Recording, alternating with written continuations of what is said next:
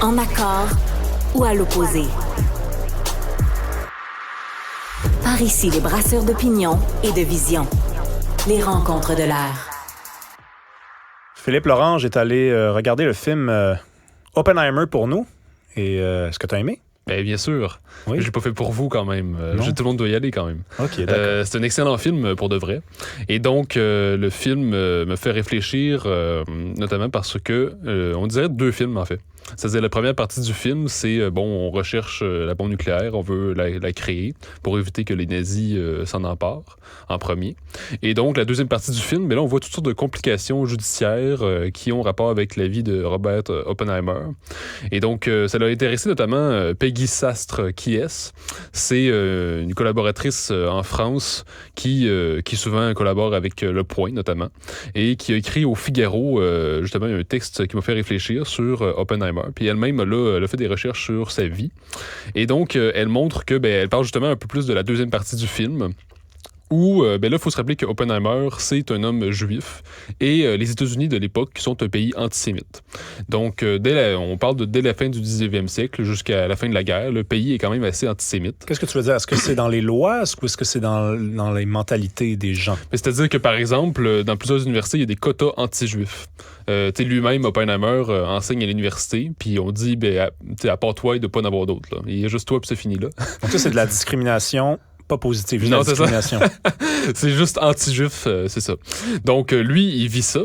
Puis, l'un des réflexes de son époque, c'est d'essayer d'être le plus patriote possible pour montrer qu'il est du bon côté. Donc, il n'est pas le mauvais juif. Comme autrefois, on avait des préjugés comme quoi le juif, c'est un homme qui n'a pas de patrie, qui est international. Donc, lui, il voulait montrer que lui, il est vraiment un patriote américain et tout ça. Donc, dans le film, il fait face aussi, non seulement il est juif, mais il a aussi, dans sa jeunesse, été plus communiste. Et au long de sa vie, il a financé notamment les républicains espagnol lors de la guerre civile. Et on se rappelle que la guerre civile espagnole opposait justement les communistes contre les fascistes. Donc lui était plus du côté communiste dans ce temps-là. Et sa femme était elle-même une militante communiste lors de sa jeunesse.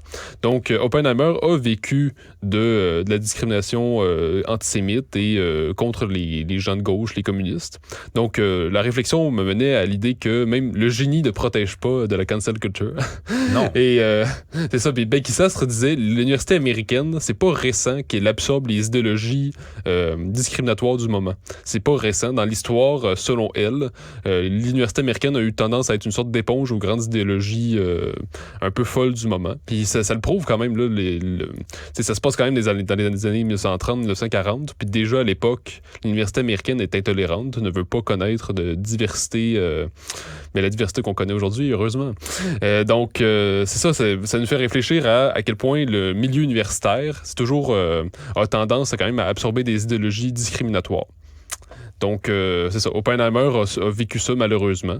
Mais bon, il a quand même pu réussir à se faire connaître puis à être quand même le père de la bombe nucléaire. C'est quand même bien fait parce que, tu as vu le film, c'est pas un épisode de l'histoire que je connais très, très, très bien.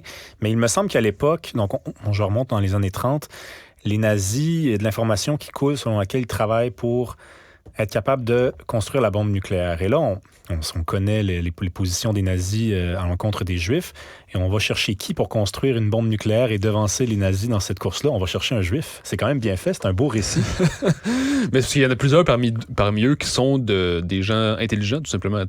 Même historiquement, on sait qu'il y a beaucoup de Juifs qui sont des gens très instruits, très cultivés. Donc, c'est normal qu'on les retrouve en sciences de la nature, en physique. C'est juste normal. Puis, justement, il y en a plusieurs qui sont exilés aux États-Unis. C'est ça, l'erreur des nazis, c'est que là, ils ont dû se débarrasser de plusieurs... grands cerveaux. C'est ça, de grands cerveaux qui se sont exilés. Einstein, notamment. C'est ça, Einstein vivait aux États-Unis lui-même.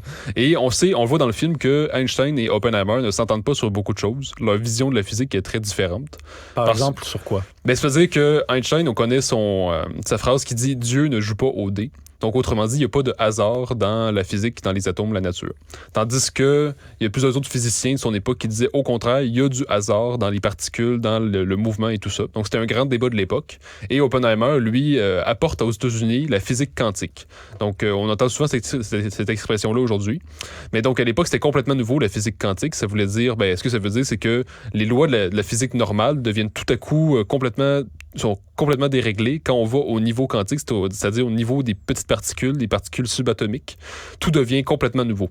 T'sais, par exemple, un exemple, on sait qu'un électron peut être à deux endroits en même temps, au même moment, parce que les électrons se déplacent extrêmement rapidement. Mais dans le monde réel, si on veut, c'est-à-dire dans le monde, dans la physique normale, régulière, on peut pas être à deux places en même temps. Mais au niveau quantique, ces choses-là deviennent possibles. Et donc là, les physiciens de l'époque découvrent ces genres de nouvelles lois-là et c'est complètement inédit. Donc là, en 1938, ce que montre le film, c'est que là, il y a des physiciens allemands sous le nazisme qui découvrent la fission nucléaire. Donc, qu'est-ce que c'est la fission nucléaire? Bien, aujourd'hui, on en fait beaucoup avec l'énergie nucléaire. C'est le fait de détruire un atome d'uranium, par exemple.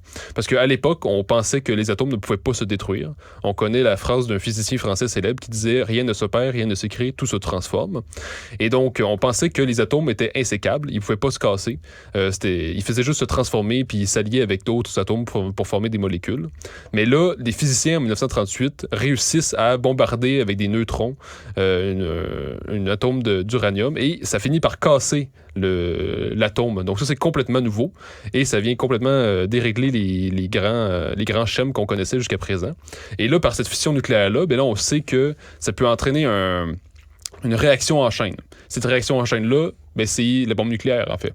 Donc, la question de l'époque sur Oppenheimer, c'est de savoir comment on fait pour contrôler cette réaction en chaîne pour qu'elle évite de détruire l'humanité au complet. Parce que si la réaction en chaîne n'a aucune fin, ça signifie que toute l'atmosphère au complet est finie, tout simplement. Toute l'atmosphère explose carrément. Oui. Puis Einstein, qui a vu ce qui s'est passé à Hiroshima puis à Nagasaki, a dit, en tout cas, on lui prête notamment cette fameuse phrase, je ne sais pas comment se déroulera la Troisième Guerre mondiale, mais la quatrième, je peux vous dire une chose, ce seront des bâtons et des roches que l'on utilisera. En effet, c'est une phrase qu'il a prononcée. Mais on sait que, bon, Oppenheimer a réussi à quand même essayer de créer une bombe qui bon, est quand même très destructrice puis qui est complètement inédite pour son époque, mais qui va pas jusqu'au point de détruire l'humanité au complet. Puis on voit déjà, dans le film, on parle déjà de la bombe H, qui est une bombe à hydrogène et qui est 1000 fois plus puissante que la bombe nucléaire régulière et qui n'a jamais été testée sur une population, heureusement. Mais déjà à l'époque, c'était déjà en discussion. Donc on voit qu'il y a eu des progrès très rapides en la matière. Mais donc, puis il y a une petite erreur justement factuelle dans le film qui est montrée justement aujourd'hui, je pense que c'était dans le Journal de Montréal, c'est une discussion avec un physicien. Puis on dit que, bon, dans le film, comme tel, Oppenheimer essaie de se montrer comme l'homme neutre qui veut pas prendre position sur l'utilisation ou non de la bombe sur la population. Alors que, selon le physicien qui est interrogé dans le Journal de Montréal, ben, en fait, Oppenheimer aurait participé aux discussions sur les villes qui auraient été sélectionnées pour tester la bombe au Japon. Donc, c'est pas forcément l'homme qui a forcément la conscience qui protège la population. Il voulait vraiment tester sa bombe, carrément. Là. Mais ça reste quand même qu'il y a une complexité dans les situations. Là. Oui. Puis, il a quand même vécu de la discrimination, malgré tout, comme on l'a vu avec le macartisme. Ça, c'est le macartisme de l'époque. Oui, puis quelques années avant de mourir, il a accordé une entrevue. Écoutez, il faut aller voir ça sur YouTube. C'est d'une froideur. C'est en noir et blanc. Puis il regarde la caméra puis il dit « I am the destroyer of the worlds ». Puis il a les yeux tout à fait détruits. Puis tu te dis « C'est quand même l'homme qui a permis de larguer 2 bombes sur 2 villes japonaises et de tuer des centaines de milliers de personnes ». Tu veux venir nous parler de ChatGPT aussi qui s'incruste dans le quotidien? Oui, ben je lisais ça, en fait, encore une fois, dans le Figaro. Déjà, ChatGPT, on en entend parler depuis novembre-décembre dernier.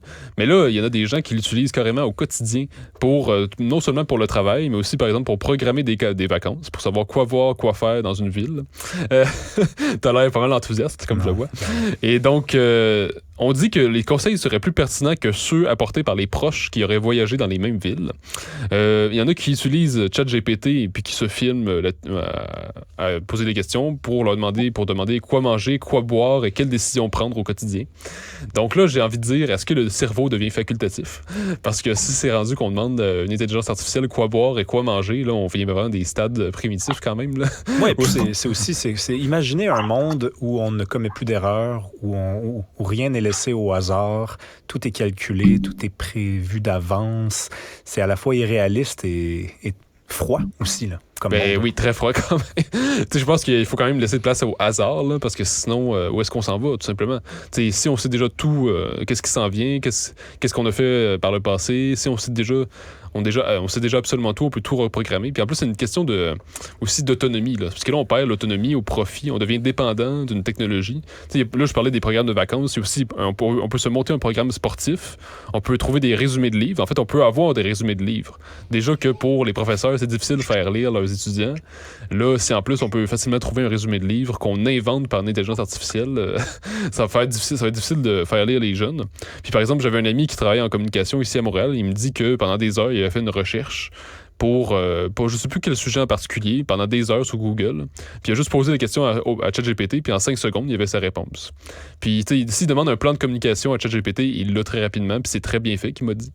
Donc, on se demande... Ouais. C'est vraiment un bon point que tu amènes parce que on se dit souvent, ChatGPT ou l'intelligence artificielle, leur mandat, ce n'est pas de nous remplacer, mais c'est de permettre d'aller plus vite ou alors de combler des besoins. Mais la vérité, et tu viens d'y toucher, c'est qu'on désapprend avec ce genre de truc-là. Prenez par exemple juste un élève qui arrive en secondaire 5, qui fait sa dernière dictée à l'âge de 17 ans, qui arrive au cégep et à l'université et qui n'écrira plus ou presque à la main, qui va utiliser Word, qui corrige ses fautes. Quand vous utilisez votre téléphone cellulaire et que vous faites une erreur de frappe, le mot se corrige tout seul. Prenez-le 10 ans plus tard et comparez son niveau d'écriture en français et il risque de s'être détérioré. Et c'est ça qui va arriver avec ChatGPT, c'est qu'on va désapprendre des trucs qu'on n'avait pas besoin en réalité d'apprendre d'une autre façon. Ils étaient déjà acquis. Oui, en effet, je pense que ça va quand même contribuer à l'abrutissement collectif parce que là, on n'a plus... Comme je dis, le cerveau devient facultatif.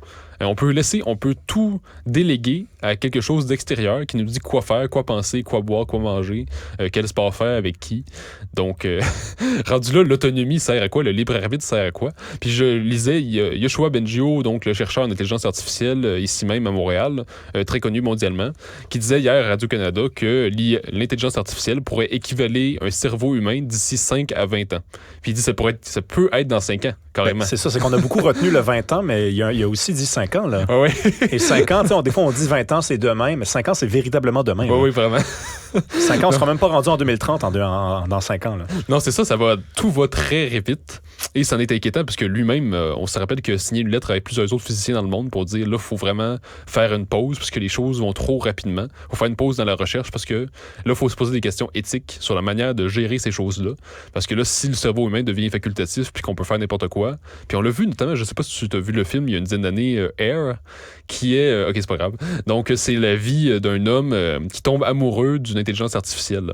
Donc, ça vaut vraiment la peine d'écouter ça. C'est avec Scarlett Johansson, hein? Je pense que c'est ça, oui. Okay. Et donc, c'est comme, il y a une sorte de... C'est ça, un petit robot, là, dans le fond. C'est une voix qui lui parle constamment, jour après jour, et il tombe amoureux de cette intelligence artificielle-là. Et c'est même plus juste la fiction. Aujourd'hui, c'est une réalité. Peut-être moins en Amérique du Nord, mais c'est vraiment une réalité de gens qui tombent amoureux d'une intelligence artificielle. Puis, on sait pas trop comment on va réglementer ça, comment on va encadrer ça, mais le monde dans lequel on entre est complètement inédit par rapport à l'ancien monde. Je pense qu'on entre dans une nouvelle ère. Totalement. Philippe Lorange, vive la culture, vive la littérature. Merci. Bonne journée.